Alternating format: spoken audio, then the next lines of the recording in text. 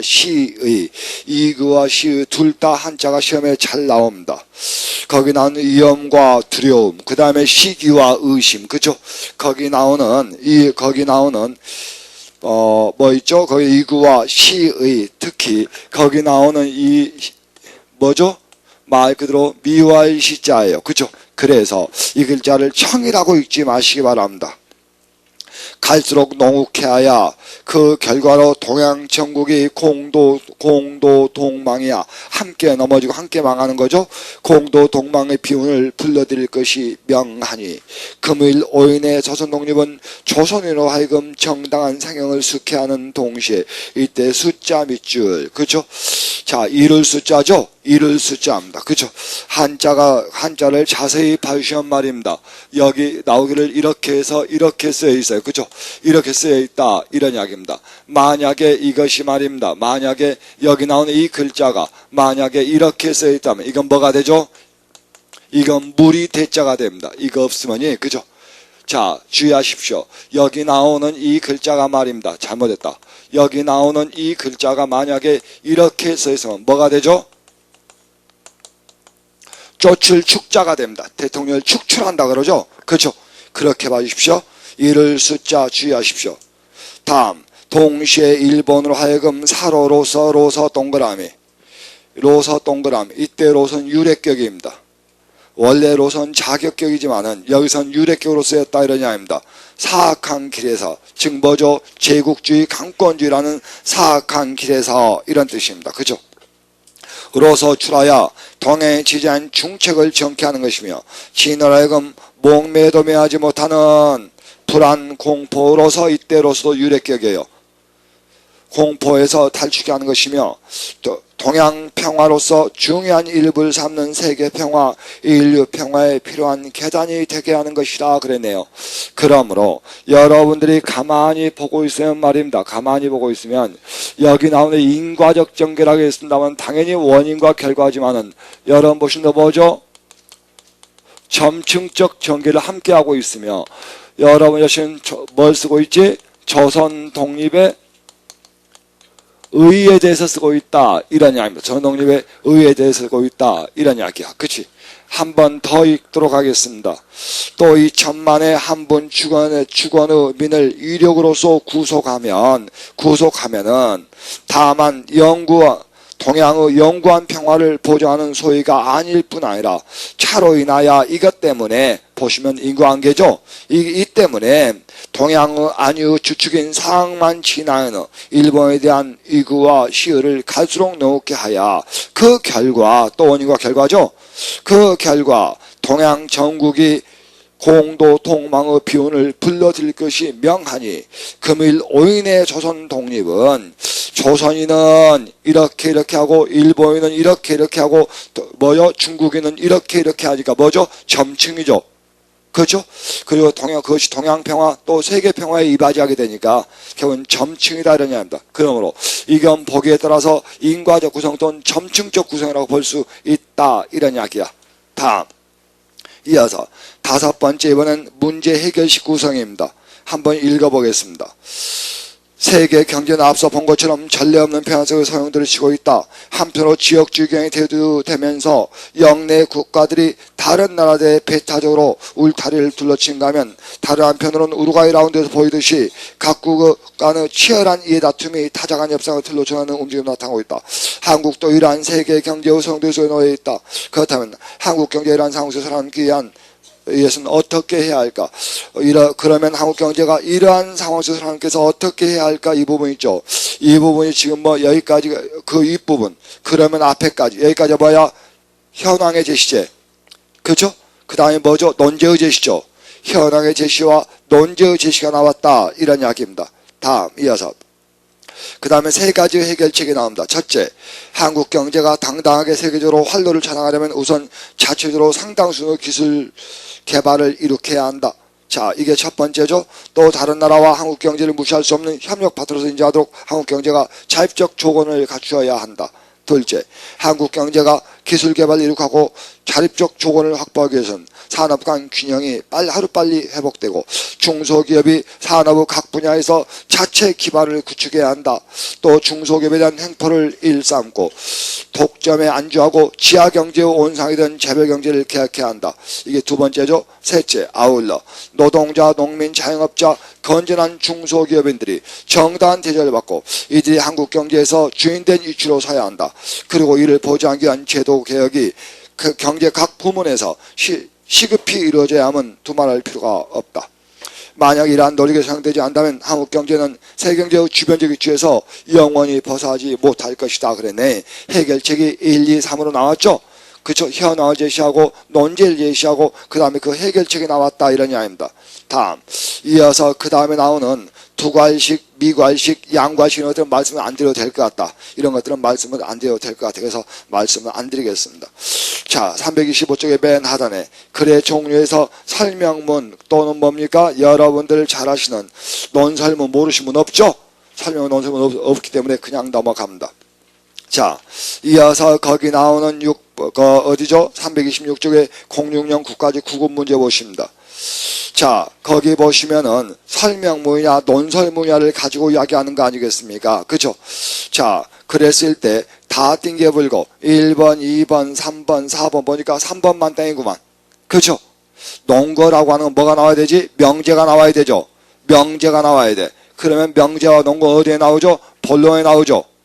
명제와 농거는 본론에 나옵니다. 그러므로 1번, 2번, 4번은 전부 다 뭐죠? 여러분들 잘 아시는 서두 또는 서론 부분에 제시될 것이지만 거기 나온 3번만 지금 뭐죠? 본론 부분에 나올 것이다. 이런 이야기입니다. 됐습니까? 더 설명 안 드려도 될 것 같고 그 다음입니다. 12년 기상직 구급 문제를 보자. 이런 이야기입니다. 자, 거기 보시면 정리 단계 보시겠습니다. 자, 문제를 읽어보니까 프레젠테이션을 위한 단계별 내용을 조직한다고 할 때 가나에 들어갈 내용으로 가장 적절한 것은 무엇이냐 이런 문제가 나왔습니다. 거기에 뭐라고 나왔냐? 정의 단계 보니까 구체적인 행동 촉구란 말이 나오죠. 그러면 논설문이죠. 논설문이죠. 왜냐하면은 여러분들 잘 아시는 대로 우리가 알고 있는 논설문이라고 하는 것이 결국은 자기의 주장을 펴고 그 다음에 상대의 동의를 구한 다음에 그 다음에 궁극적으로 뭘 가져오는 거지? 행동의 변화, 즉 행동화를 가져오는 것이다. 이런 이야기입니다. 그러므로 당연히 이 글은 논설문이 한다. 이런 이야기야. 맞죠? 그러므로 말입니다. 일단 거기 나오는 도입부, 도입단계, 전개단계, 정의단계 있을 때 이걸 서론, 본론, 결론 왔을 때 먼저 1번은 무조건 땡이야. 그렇죠? 왜냐하면 논거의 제시가 여기서 나타날 일이었거든. 논거란 게 뭐야? 논리적 근거죠. 논리적 근거는 어디서 나오죠? 주장을 내세운 다음에 나오기 때문에 그건 어디에서 본론 부분에 나와야 되니까 안 된다. 이런 이야기입니다. 그래서 당연히 다음 몇 번이야? 2번이야 한다. 이런 이야기예요. 그죠? 2번에 보니까 맨 위에 나오기를 가에 들어갈 수 있는 게 주제와 목적을 밝힌다. 이어서 핵심 내용에 반복 강조한다. 그죠? 이거죠. 그래서 아주 간단히 우리가 일반적으로 논설문이다 이렇게 하면은 크게 뭐죠? 거의 대부분의 글들이 서론, 본론, 결론 이렇게 나오는 거 아니야. 이 서론, 본론은 서론 부분은 말입니다. 뭐 하는 부분이야? 화제를 유도를 가져오는 부분이고 여기다 뭐야? 논제, 논지, 그 다음에 뭐야? 논의, 방향의 제시가 이루어지는 부분이다. 그죠? 논의의 과제는 무엇인가? 논의의 취지는 무엇인가? 논의는 어떤 방향으로 갈 것인지 이런 걸 내세우는 부분이다. 그 다음에 여기 나온 본론이 뭐지? 논제의 해명 부분 아닙니까? 이 논제의 해명 부분에 보면 말입니다. 여기에 뭐가 나와야 돼? 명제와 논거가 나온다. 이런 이야기입니다. 이 명제가 바로 뭐죠? 주지 부분이고 말입니다. 이게 바로 뭡니까? 부연 부분 아니겠습니까? 그죠? 맞죠? 그 다음에 결론에 보면 뭐하지? 당연히 요약, 정리, 강조하는 부분이 바로 여기 아니야. 그죠? 맞죠? 그렇기 때문에 여기 나오는 요약 정의는 맨 밑에 나번에 그 다음에 여기 나오는 이런 부분이 가 부분에 들어줘야 한다. 이런 이야기입니다. 그래서 답이 2번이 된 거다. 그죠? 맞죠? 아마 그래야 할걸? 다음 이어서 그 다음에 말입니다. 그 다음에 이번에는 말입니다. 글의 결론을 추론하기입니다. 한번 읽어보겠습니다.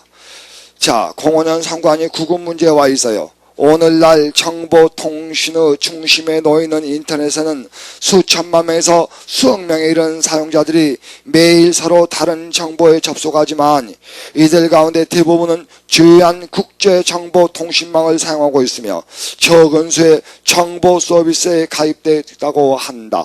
자, 여기까지가 뭐죠? 인터넷 현황이죠. 여기까지가 인터넷 현황이다, 이런 이야기입니다.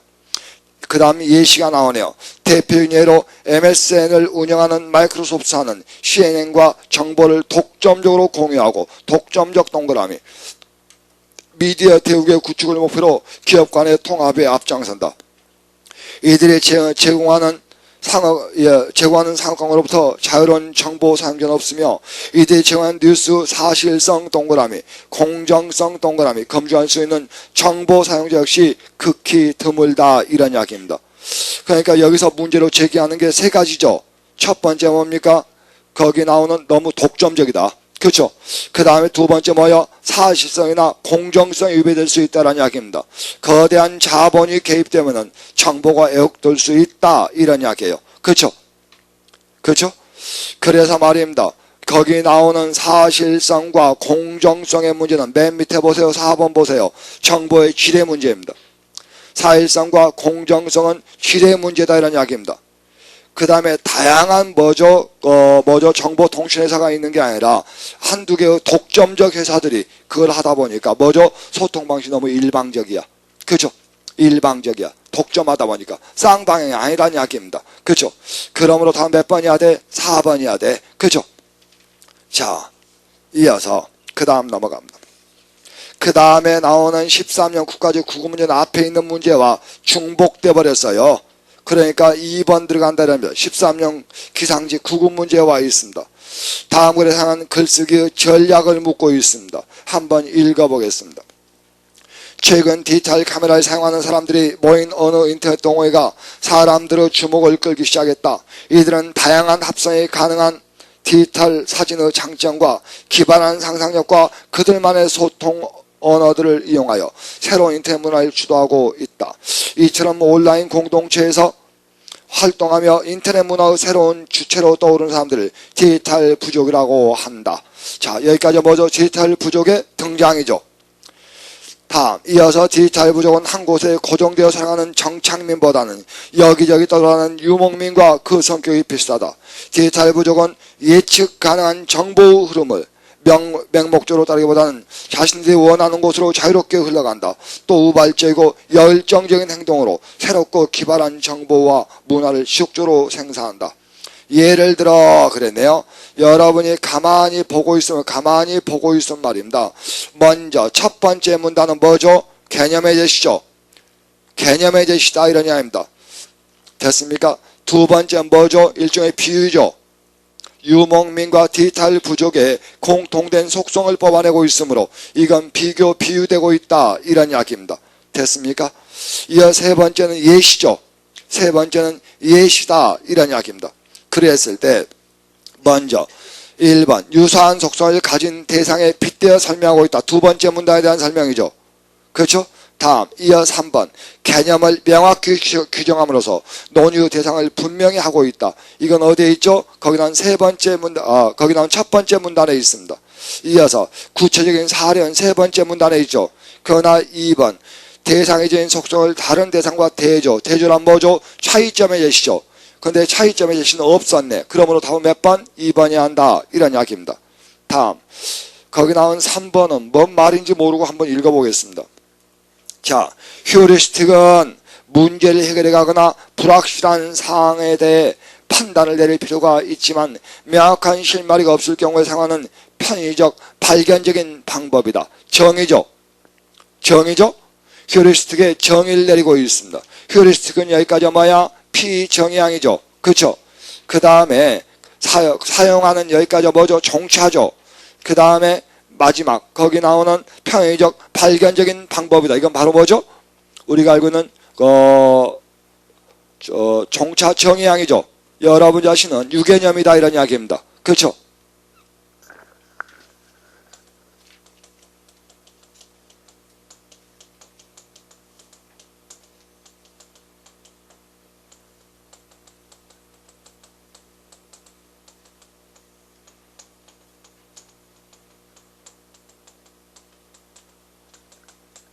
피정의양 종차 정의양이 꼴러서 용어에 정의를 내리고 있다 이런 이야기입니다.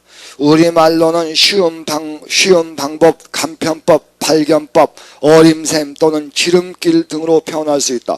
거기 보니까 뭐가 나와? 거기 나오는 어림셈이란 말이 나옴으로 해서 아마 어림잡아 대충 이런 뜻인갑다. 그렇죠? 이어서 1905년 알베르토 아인슈타인은 노벨 물리학상 수상 논문에서 휴리스틱을 불완전하지만 도움이 되는 방법이라는 의미로 사용했다. 수학자인 폴리아는 휴리스틱을 발견에 도움이 된다는 의미로 사용했고 수학적인 문제 해결에도 휴리스틱의 방법이 매우 유효하다고 했다. 여러분 자신 뭐죠? 휴리스틱의 사용이네.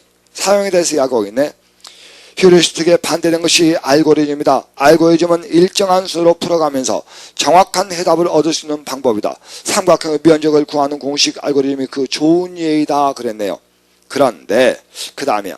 휴리스틱을 이용하는 방법은 거의 모든 경우에 어느 정도 만족스럽고 경우에 따라서는 완전한 답을 재빨리 그것도 노력 없이 얻을 수 있다는 점에서 사이먼의 만족화 원리와 일치하는 사고방식인데 가장 전형적인 양상이 이용 가능성 휴리스틱이다.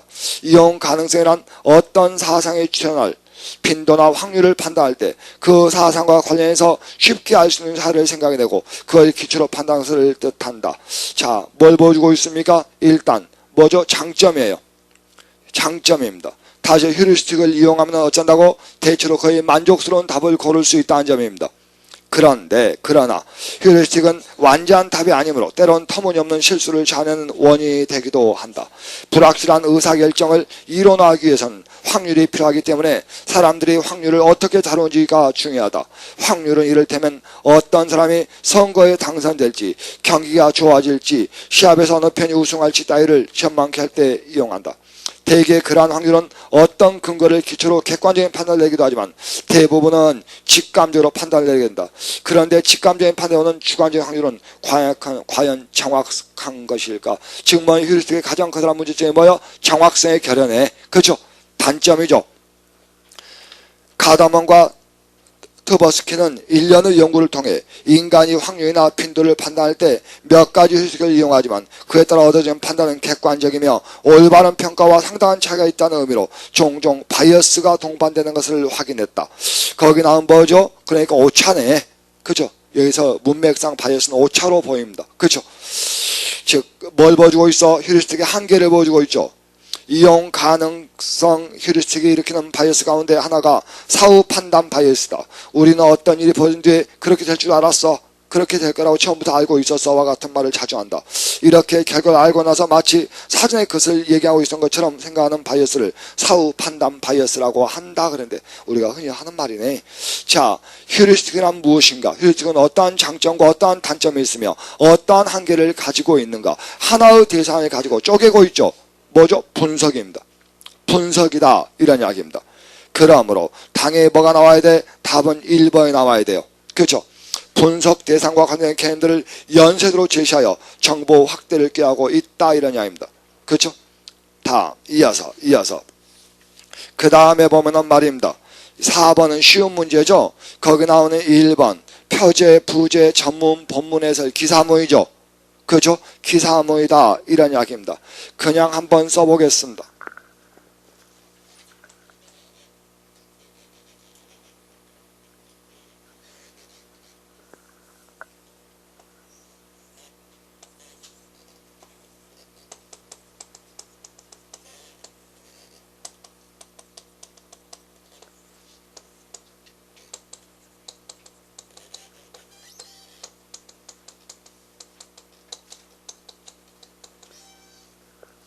신문은 대체로 이러한 모양으로 나타납니다.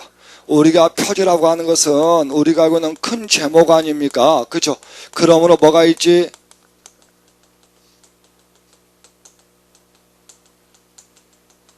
압축성, 흥미성, 사실성입니다. 그죠? 사실성만 지우려 합니다. 같은 말인데 명료성, 그죠? 명확하고 간결해야 됩니다. 그죠? 먼저 말입니다. 내용이 압축되어 있어야 됩니다. 그 다음에 흥미성을 띠고 있어야 돼요. 우리가 가끔 뭡니까? 인터넷 뉴스에서 많이 보죠. 김태희 벗었다. 클릭 탁 하니까 안경 벗고 있어. 짜증 팍 나불죠. 뭐죠? 흥미성이죠. 그 다음에 명확하고 간결함. 흥미성이야.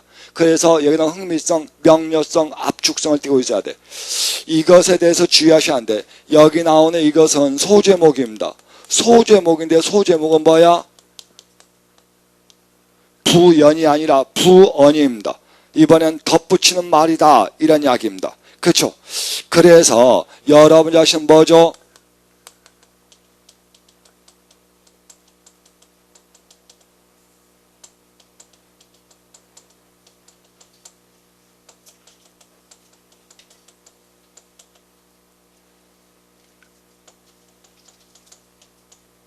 여기는 표제가 구체화되거나 전혀 상반된 내용이 나오거나 이런 식이에요. 이런 식이다 이런 이야기입니다.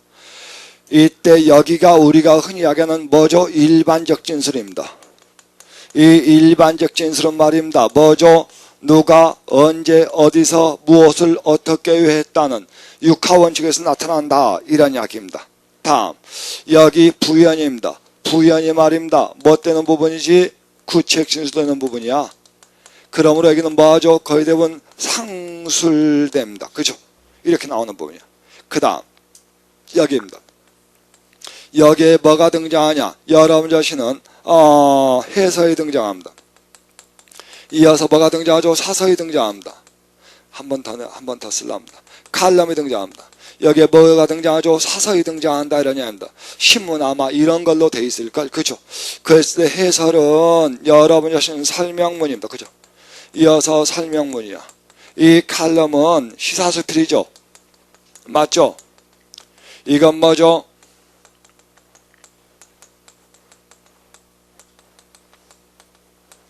설득적 논설문이에요. 아마 이렇게 나갈걸? 그리했을 때 말입니다. 평행상 번호로 한번 붙여보겠습니다.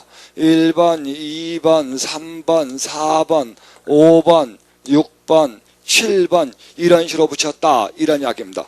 이리했을 때 말입니다. 여러분 자신대로 1번, 3번, 5번이라고 번호로 한번 135라고 붙여봤다. 이런 이야기입니다. 그죠? 그 다음에 여러분 자신 뭐 있습니까? 2번과 4번을 붙였고요. 그죠? 5, 6번을 여기 나오는 뭐 있습니까? 6, 7번을 뒤로 뺐다. 이런 이야기입니다. 이랬을 때 위로 올라갈수록 뭐죠? 객관적으로 밑으로 갈수록 주관적이에요. 그죠? 이렇죠? 이렇죠? 그래서 우리는 여기서부터 여기까지야. 여기서부터 여기까지. 어디까지? 여기 나오는 해설까지. 해설까지를 뭐라 하죠? 우리가 신문의 보도의 기능이라 그러고, 이때 여기서 여기까지 두 개를 갖다가 뭐죠? 여론의 형성 및 주도 기능이다 이런 말 쓰죠. 그죠? 맞죠? 그래서 보도의 기능에다가 여론 형성 및 주도의 기능에다가 여기는 안 나옵니다. 뭐 있죠? 광고의 기능. 이 세 가지를 합치면 신문의 3대 기능이라고 이야기를 하죠. 이걸 신문의 3대 기능이라고 한다. 이런 이야기입니다. 그죠?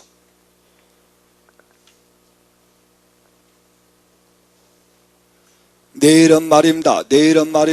730 보궐선거, 선거 돌입 뭐 이렇게 썼다 합시다. 그러면 뭡니까? 여기 나오는 여야 총력전 기울일 듯 이렇게 하면 이미 기울일 듯 하고 들어가는 순간에 뭐죠? 여기 나오는 기자의 판단이 개입되기 시작한다. 이런 이야기입니다. 그죠? 이번에 거기 나온 유병헌 사태도 있습니다만은 유병헌 사냥 여기 나오는 유병헌 사태를 쓴 건 여기는 누가 언제 무엇을 어떻게 했단 이건 사실이야. 그러나 여기에선 다 달라요. 신문마다. 그러므로 신문의 내용, 신문 기사의 내용은 사실은 아닙니다. 사실은 아니야. 신문에서 사실인 것은 135밖에 없어요. 나머지는 신문 기자의 눈을 통해서 본 사건의 재해석이죠. 그러니까 신문을 사실이라고 믿으면 안 된다는 이야기입니다. 그렇죠? 자, 이런 걸 가지고 우리가 이야기를 해. 자, 기사의 제목을 이런 식으로 주고 이걸 갖다가 가장 주관적인 데서 가장 객관적인 수로 재배해봐라. 이런 문제도 있었죠. 가장 주관적인 데서 가장 객관적인 수로 재배해봐라. 이런 문제도 있었고 한 번은 신문 기사의 내용의 순서로 배열해봐라. 이런 문제도 있었죠. 그렇죠? 자, 그래서 한번 써봤습니다. 다음 이어서 그 다음에 니은번의 서론, 본론, 결론 아까 해버렸고 거기 나온 디귿번입니다. 주의, 흥미, 욕망, 실행 이걸 뭐라 하죠? 우리가 알고 있는 광고문이라 그러죠. 광고문은 말입니다. 주의는 뭐야? 일단 관심을 끌어야 한다 이런 이야기입니다. 두 번째 뭐야? 흥미야. 괜찮네? 이런 흥미를 가져. 그 다음에 사고자 하는 욕망이 있어야 되고, 세 번째 그걸 행동으로 옮길 수 있어야 한다. 이런 이야기입니다.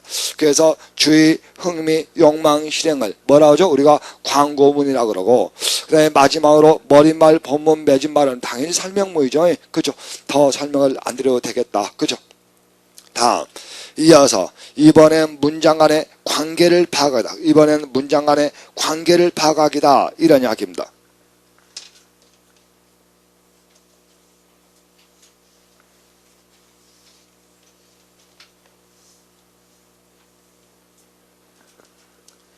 자, 이어서 거기 나오는 소위 뭡니까? 지금 우리가 하고 있는 것들, 제목 정하기, 중심, 화시 잡기 이런 문제들이 있죠. 이런 문제들이 사실 뭡니까? 그제 우리 7급 시간에 봤었는데 제가 7급 해설을 쓰다가 말았어요. 허리가 삐끗해가지고 책상에 앉아 있을 수가 없어가지고 제가 의자에 앉아 있을 수가 없어서 의자에 오래 앉아 있으면 또 너무 아파가지고 막 한 5번까지 해설을 쓰다가 말았는데 거기 나오는 시험 문제가 다른 때하고 시험 문제가 좀 달랐던 것이 일단 뭡니까? 문학은 한 문제도 없었고, 그 다음에 교재 밖에서 지문이 다 나왔고, 그 다음에 세 번째 뭡니까? 우리가 하고 있는 받아쓰기 로마자 의뢰 이런 것들은 기본으로 한 문제씩 나오긴 했는데, 맞춤 한 문제씩 나오긴 했는데, 나머지는 철저히 지문 위주였다. 그 다음에 이 글의 제목은 무엇이냐? 이 글의 제목은 뭘 했으면 이 글의 중심 화제는 무엇이냐? 이런 걸 묻는 거. 그런 문제가 거의 대부분이었어요. 아마 15문제가 그 정도였던 것 같아. 15문제 정도가.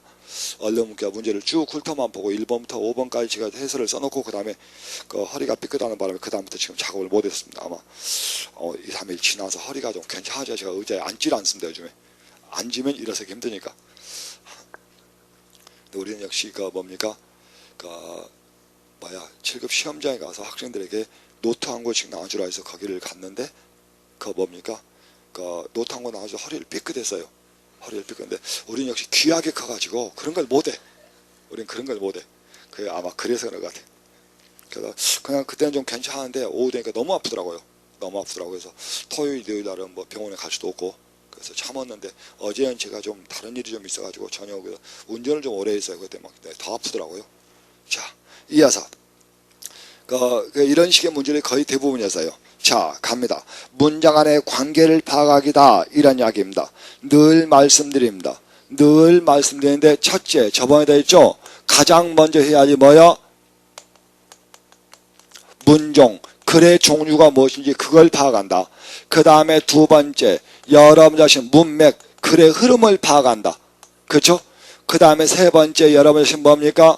접속어와 치시어를 파악한다는 이야기입니다. 그런데 문제는 접속어가 없는 경우가 많고 치시어가 없는 경우가 많아. 이때는 만들어 넣어가면서 파악한다. 문장 안의 관계를 만들어 넣어가면서 본다. 이런 이야기입니다. 그쵸? 자, 갑니다. 뭐가 나오냐? 나는 오늘날의 인류 문화가 불완전함을 안다. 나라마다 안으로는 정치상, 경제상, 사회상으로 불평등, 불합리가 있고 밖으로는 국제적으로 나라와 나라의 민족과 민족의 시기, 알력, 침략 그리고 그 침략에 대한 보복으로 작고 큰 전쟁의 그 차이가 없어서 많은 생명과 재물을 희생하고도 좋은 일이 오는 것이 아니라 인심의 불안과 도덕의 타락은 갈수록 더하니 이래가지고는 전쟁의 그 자리 없어 인류는 마침내 멸망하고 말 것이다 그랬습니다. 자, 첫 번째 문제입니다. 나는 오늘날의 인류의 문화가 불안정함을 안다. 이게 기억이에요. 이 기억이 지금 뭐죠? 우리가 있는 주지다 이런 이야기입니다. 그죠? 인류 문화가 불안전함. 그러면 거기 나오는 두 번째 나라마다 있죠. 여기 전체가 니은이에요. 이 니은은 말입니다. 여러분 자신 뭡니까? 즉 이런 말이 앞에 들어와줘야 됩니다. 즉 이런 말이 들어와줘가지고 불안전함에 대한 뭐가 되죠? 기억에 대한 전체가 상술이야. 지금 뭐하고 있다고? 상술 또는 상세화하고 있다고 이렇게 이야기하고 이건 뭐죠? 부연이다 이런 이야기야. 그래서 우리가 흔히 이야기할 때 여기 나오는 기억의 주지 니은이 부연. 그러므로 우리는 이렇게 니은은 기억의 부연이다. 아마 이렇게 우리가 이야기를 하죠. 맞죠? 이거야. 다음 두 번째 문장입니다. 두 번째 문장에 동그라미 1번과 2번의 밑줄 동그라미 1번 중심 대용 주제문이 어디에 있느냐. 그러나 그런데 따라서 그러므로 그렇다면 이젠데 특히 그러나와 그런데에 밑줄 쳐주십시오. 그러나 그리고 그러나 그런데 따라서 이런 말들이 뒤에 오면 앞에 오면은 그 뒷문장이 무조건 주제문이다. 주제문의 확률이 90%예요. 다음. 왜냐하면 다시 말해 가령 예를 들면 예컨대로는 당연히 뭡니까? 그 앞에 있는 것이 주제문이다. 그죠?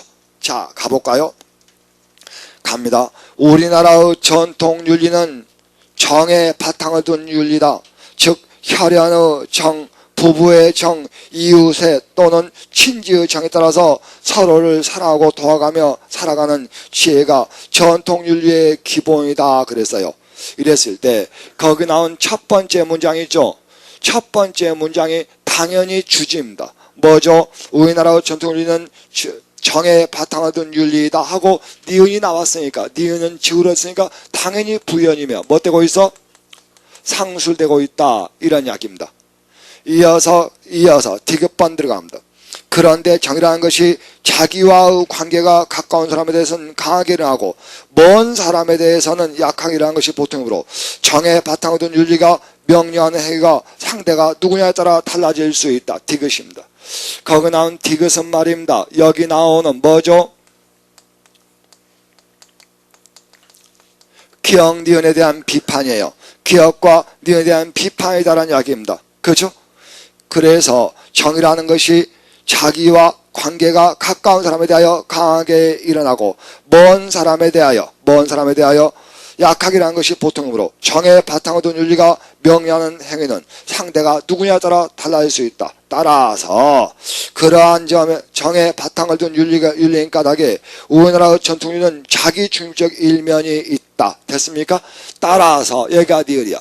여기가 니을이 말입니다. 여기 있죠. 자, 이걸 빼버리겠습니다. 이걸 빼버려. 왜? 여기 나오는 이것에 나오는 보조단락에 해당하기 때문에 뭐죠? 기역, 디귿의 결론이 뭐죠? 따라서야. 여기 나온 디귿이다. 이런 이야기입니다. 그죠? 맞죠? 다음. 이어서 마지막 니을번 예컨대입니다. 예컨대는 당연히 뭐죠? 기역의 디귿의 예시가 된다. 이런 이야기입니다. 그죠?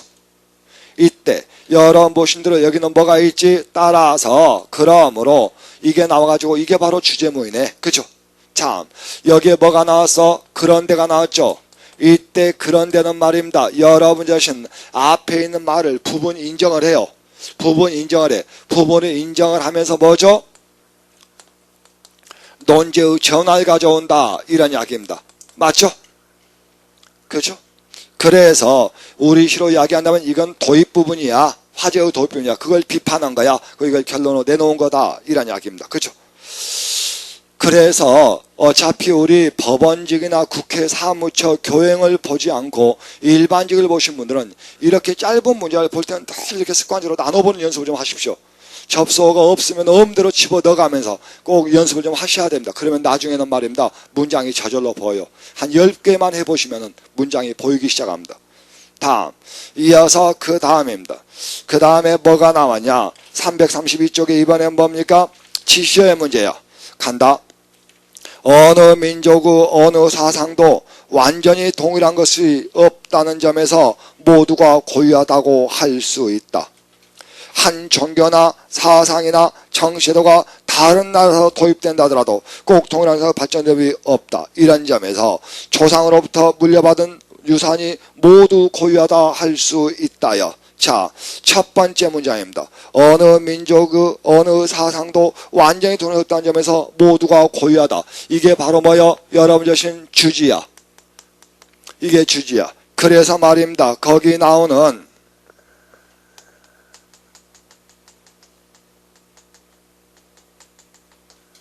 사상은 모두 고유하다. 이런 이야기입니다. 그죠? 이때 사상 주의하십시오. 저번에도 한번 했죠. 이때 사상이 이렇게 쓰여져 있지 않습니다. 그죠? 이건 뭐죠? 이념 또는 이데올로기의 문제지만은 우리 교재 나온 사상은 말이면 일사자, 그죠? 코끼리 상자를 썼죠. 그래가지고 눈앞에 벌어지는 사물과 현상이란 뜻입니다. 눈앞에 있는 사물과 현상이란 뜻이야. 그죠? 다음 이어서 말입니다. 두 번째 문장이야. 두 번째 문장이 뭐냐? 거기 나오는 한 종교나 있죠. 이 앞에 사실은 잘 안 보이지만 이게 있어. 왜냐하면 이런 말이 여기 들어줘야 돼요. 왜냐하면 한 종교나 사상이나 정치 제도가 다른 나라에 도입된다 하더라도 꼭 동일한 양식으로 발전하는 법이 없기 때문이다요. 그렇죠? 그래서 여기 나오는 니은은 말입니다. 기억은 뭐가 되죠? 이유제시가 됩니다. 그렇죠? 잘 안 보이지만 왜냐하면 넣어주셔야 돼요. 왜냐하면 한 종교나 사상이나 정치제도가 다른 나라 도입된다 하더라도 꼭 동일한 발전하는 법이 없기 때문이다. 이런 점에서 어떤 점에서 위에서 이야기한 동일한 양식으로 변하는 법이 없다는 점에서 조상으로부터 물려받은 유산 모두가 고유하다고 할 수 있다 해가지고 거기 나오는 디귿이 바로 뭐가 됩니까? 여기 나오는 기억, 니은의 결론이 된다. 이런 이야기입니다. 맞죠? 이렇게 본다. 다음 이어서 그 다음입니다. 그 다음에 문장 간의 관계에서 이번에 인과관계 보고 계십니까? 거기 보시면은 인과관계의 원인과 결과 나왔네. 한번 읽어볼게요. 온대림과 달리 열대우림의 지표는 낙엽이나 장가지가 덮여 있지 않다. 왜냐하면 생명이 죽으면 온갖 종류 생물이 그 실을 먹어 치우기 때문이다. 됐습니까? 그러므로 이는 이대 이유제시죠. 그렇죠? 됐습니까? 그 결과 뭐야? 인리의 결과죠. 그 결과 그 열대우림의 토양에는 낙엽의 양분이 공급되지 않는다. 따라서 식물이 번성하는데도 불구하고 열대우림의 토지는 보기보다 척박하다 그랬네. 인과관계네요. 이어서 추론입니다. 자, 그 다음에 보시면 뭐가 나오냐. 현대 사회의 한 특징으로 지적되는 도시 완성은 세계적인 규모로 파급되고 있으며 이로 인해 도시의 지역에도 도시 생활의 양식 및 매스미디어에 의한 대중문화의 보급이 이루어지고 있다. 이게 지금 뭐죠? 일반적 사실이죠. 그렇죠? 이는 바로 뭡니까? 여러분들 잘 아시는 대로 우리나라죠. 그러므로 뭐죠? 일반적 사실을 구체화하고 있으므로 뭘로 봐줘야 돼? 뭐 연역추론이죠. 일반적 사실을 구체화하고 있으므로 연역추론이다. 이런 이야기입니다. 맞죠? 자, 그 다음을 한번 해보려고 그래. 그 다음에 04년 경기도 구급 문제는 여러분이 한번 보시고 말입니다. 여러분이 한번 보시고 그 다음 읽어볼까? 엄격하게 이야기하자면 국민 정체성은 근대적 산모이다. 그것은 국민국가 형성과 그들 간의 경쟁과 전쟁으로 점철되는 국제 정치 체제에서 발전이 생겨난다. 한국 경우 한국 경우 앞에서 한번 끊어주세요. 한국 경우 국민 정체성은 일제 등의 열강에 대한 저항과 싹텄고 다른 한편은 총독부 명령체제에서 이루어진 황국심리의 결과로 정착되었다. 근대 내시아니즘은 기본적으로 국가 구성원 간의 형식적, 법적 평등을 기출하며 과학적 이상과 합리적 계산의 바탕을 두고 있다. 따라서 그것은 봉건적 신분지상 모순되는 운동이다. 그러나 자생적인 근대개혁이 잘 되면서 식민지화했던 역사적 경험으로 말미암아 한국의 국가적 정책은 매우 정근대 요소가 스며들게 되었다는데 아까 위에서부터 세 번째 줄 한국의 경우 앞에서 끊었을 때 이야기입니다. 끊었을 때 거기 나오는 답이 2번이냐 4번이냐의 논란이 아주 심했었어요. 그랬을 때 2번은 뭐야? 보편성이고 이건 특수성의 문제고 말입니다. 4번은 말입니다. 일반적이고 이건 사례다 이랬는데 결국 여기서 그래서 공통적으로 이야기할 수 있는 게 뭐냐? 뭐죠? 여러분 자신은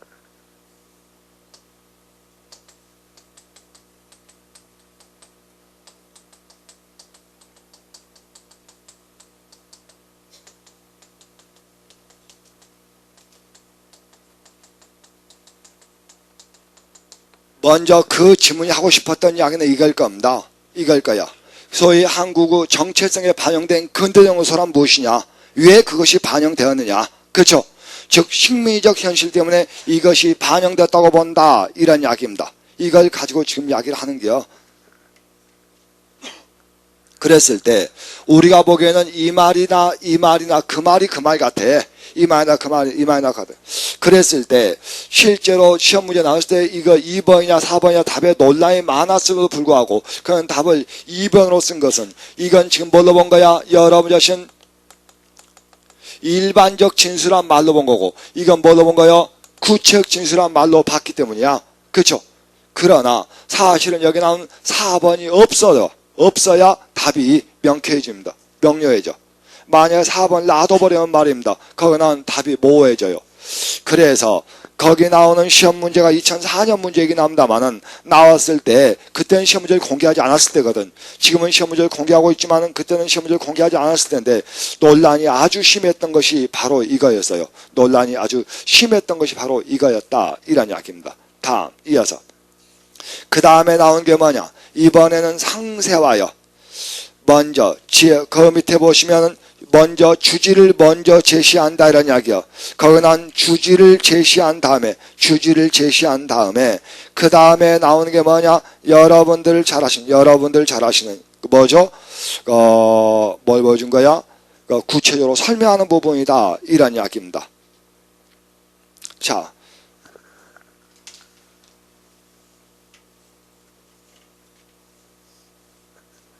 그냥 가기가 좀 그러니까 거기 나오는 어딥니까? 거기 나오는 332의 하단을 한번 더 보자. 먼저 한번 읽어보겠습니다.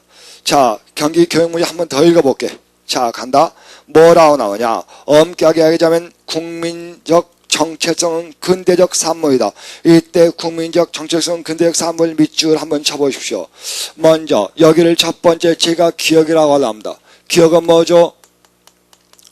당연히 주지예요. 당의 주지다 이런 이야기입니다. 됐습니까? 2번 그것은 국민국가의 형성과 그것들을 간의 경쟁과 전제로 점철되는 국제정치체제의 발전으로 생겨난다. 자, 그래서 거기 나온 생겨난다 여기까지. 이 니은은 말입니다. 거기 나온 기억에 뭐가 됩니까? 상수의대입니다. 그죠? 상수의대 맞죠? 자, 그랬을 때 말입니다. 거기 보시면은 그것은 그죠? 그것은 왜 생겨나는 거죠? 그것은 했는데 이 상수 이렇게 보는 게 좋겠다. 뭐죠? 이렇게 봐야겠다. 여기에다가 이 말 넣어줘야겠다. 고쳤습니다. 왜냐하면 그것은 국민과 형성과 그것들 간의 경쟁과 전쟁으로 점철되는 국제 정치체제의 발전과 생겨나기 때문이다 이래야 돼. 그 다음에 세 번째 디귿은 말입니다. 바로 뭐가 되죠? 거기 나오는 니은의 예시가 됩니다. 그죠? 니은의 예시가 된다. 이런 이야기가 되죠? 됐습니까? 다음 이어서 그래서 한국의 경우 국민적 정체성은 일제 등의 열강에 대한 저항 과정에 싹텄고 다른 한편으로는 총독부 명령체에서 이루어진 황국 시민의 결과로 정착되었다. 이것이 그 위에 나오는 뭐죠? 두 번째 주 나오는 세 번째 주입니까? 소위 뭐죠? 국제 정치체의 발전 과정에 생겨난 그 대표인 얘가 한국이다. 이런 이야기입니다. 맞죠? 그러므로 거기는 예시가 돼야 한다. 이런 이야기요. 맞죠? 다음 이어서 그 다음 그래서 여기서 여기까지를 평행상 하나의 문단으로 일단 끊어낼 수 있겠다. 그죠? 이어서 두 번째 뭐가 나왔냐? 근대의 내시아니즘은 기본적으로 국가 간의 형식적 법적 평등을 기출하여 과학적 이상과 합리적 계산의 바탕을 두고 있다 그랬네. 따라서 그것은 봉건적 심리사는 모순되는 운동이다 그랬어요. 그래서 거기 나오는 니을과 미음을 쓸 때 미음 앞에 따라서가 있단 말입니다. 그러면 이건 뭐가 되지? 앞에가 무조건 전제가 되고 뒤가 뭐가 되죠? 주지가 됩니다. 그죠? 전제가 되고 주지가 된다 이런 이야기야. 그죠? 그러나 자생적 근대적 개혁이 자절되면서 힘이되었던 역사적 경우로 말미암아 한국의 국가적 정체성에는 매우 근대적 요소가 이번엔 말입니다. 거기 나오기를 스며들게 되었다는데 이 비읍 앞에 뭐가 있습니까? 거기 나오는 그러나 나왔죠. 이때 그러나에 담겨있는 말이 결국은 이거지. 지워붙네? 이거죠. 여기 나오는 한국 뭐죠? 한국의 정체성에 반영된 소위 뭐요? 근대형 요소.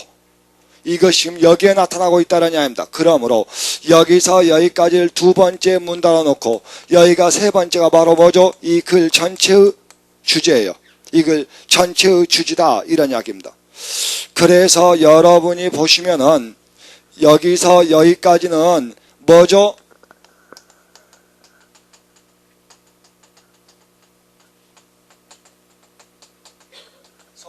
일반적 사실의 구체화다 이런 이야기입니다. 어떻게 해서 한국의 정체성에 근대적 요소가 남아있게 되었는지 그걸 진술하고 있다 이런 이야기예요. 그죠? 맞죠? 자, 이렇게 해놓고 말입니다. 다음 시간에 그 다음에 나오는 08년 국회직 8급 문제를 내일 하면서 이 문제를 이런 식으로 한 번 더 도혈을 해보겠습니다. 자, 고생하셨습니다.